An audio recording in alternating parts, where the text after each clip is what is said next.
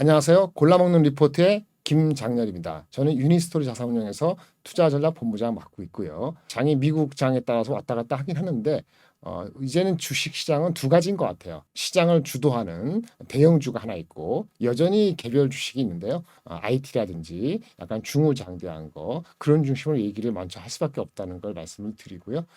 제가 개인적으로 운영하는 채널 김장렬의 요것만을 통해서는 그 외의 주식에 대해서도 일단 엿볼 수 있는 기회가 있으니까 활용해 주시기 바랍니다. 예, 시작하겠습니다. 자동차 주식, 현대차도 마찬가지는 기아하고 현대차. 좋죠. 실적이 엄청 좋습니다. 개념을 잡아드릴게요. 지금 실적을 볼 것이냐, 아니면 연말 실적이 좋아지는 걸 볼 것이냐. 여기에 따라 갖고 기아 자동차냐 아니면 반도체냐가 조금 바뀔 수도 있다고 보여집니다. 보통 얘기를 할 때는요.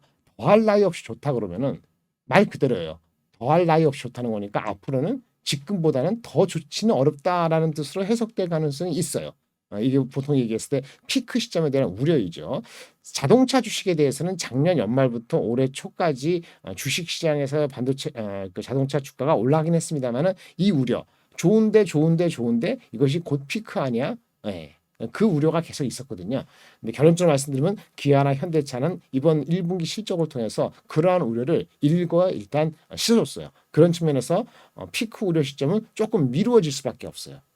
뭐 그런 입장에서 보면은 기아하고 현대차가 기본적으로 한 단계 리레이팅이 확실히 되지 않는다 하더라도 실적 파워만 가지고도 더 버틸 수 있다라는 그런 정도는 좀 바라볼 수 있겠죠. 그래서 계속 좋으면은 연말까지는 아니더라도 봄, 여름, 가을 요 갈 때까지 시장에서 주도주 내지는 소외되지는 않겠다 자동차주가 이렇게 볼 수 있는 거가 되고요. 만약에 2분기, 3분기 넘어갈 때 진짜 피크아웃이다 그러면은 턴어라운드 주식으로 바톤을 넘기겠죠. 그런 측면에서 자동차 주식을 갖고 계시더라도 항상 이 자동차 주식 말고 턴어라운드 주식으로 관심이 바뀔 것인지 여전히 자동차 주식의 어닝 파워를 볼 것인지를 같이 견주어서 보실 필요가 있다는 말씀을 드리겠습니다. 리포트 나온 걸 보실 필요가 있어요. 기아차에 대한 리포트는 두 증권사 리포트를 보시면 될 것 같아요. 공식 목표 주가가 없는 리포트도 가끔 보실 필요가 있습니다. 왜? 그런 리포트는 조금은 좀 보수적일 수도 있고 좀 더 객관적일 수도 있거든요. 자기의 원래 목표 주가가 없기 때문에 KB증권에서 나온 애널리스트 리포트는 좋게 얘기해서 시작은 기아는 마진 피크아웃을 우려를 해왔는데 그거를 아까 말씀드린 것처럼 무색하게 하는 호실적이었다. 그 원인이 뭐냐? 한마디로 브랜드가 강화됐다라는 것이 첫 번째 이슈이고요. 그럼 브랜드가 강화되면 가격을 낮출 필요도 없고 그다음에 판관비라든지 프로모션 비용이 적게 나가겠죠. 그런 게 1분기에 나타났다는 얘기고요. 미국 시장의 RV 시장이 워낙 강하니까 그 비중이 원차 높은 기아가 그 효과를 톡톡히 보고 있다. 비록 IRA로 전기차 효과는 지금 누릴 수는 없지만은 그 수혜 효과는요. 그래서 기존에 있는 제품 가지고도 충분히 브랜드 파워를 가시하고 있다. 이런 얘기를 한 거죠.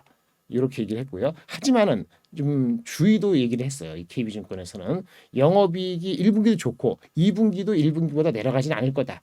좀 올라갈 것을 얘기를 했는데요.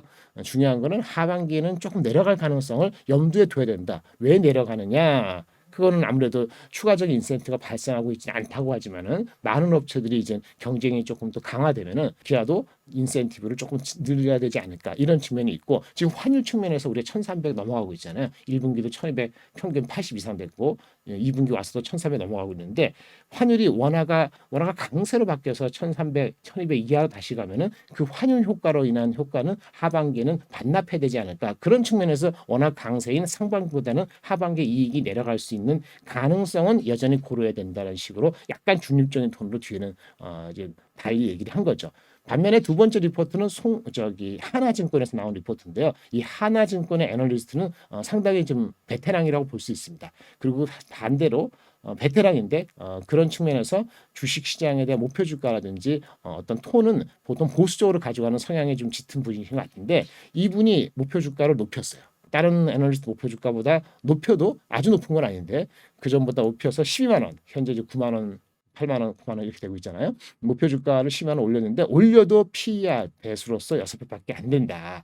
영업이익률이 1분기에 나타난 12%가 의미가 있는 것이다. 똑같은 얘기긴 합니다만은 그다음 인센티브 줄 필요 없고 환경이 좋다. 2분기에도 실적이 좋다. 배당 수익률도 한 6% 정도, 5% 후반 되고 있다. 그러니까 역사를 새롭게 쓰고 있다는 얘기는 리레이팅이 될 수 있다. 한국 시장에 있기 때문에 6배지 그 이상 갈 수 있는 가능성을 엿본 거죠. 앞에 거랑 조금 다른 톤이긴 하지만 일단 지금 1분기, 2분기까지의 톤은 긍정적으로 유지를 하고 있다는 측면에서 브랜드 파워가 낮춰지지 않고 환율이 1200대로 급격히 내려가지 않는다면 어닝 파워에 의해서 주가는 갈 수 있다는 그런 공감되는 두 하나증권, KB증권 리포트 왔는데 한번 읽어보시기 바라겠습니다. 감사합니다.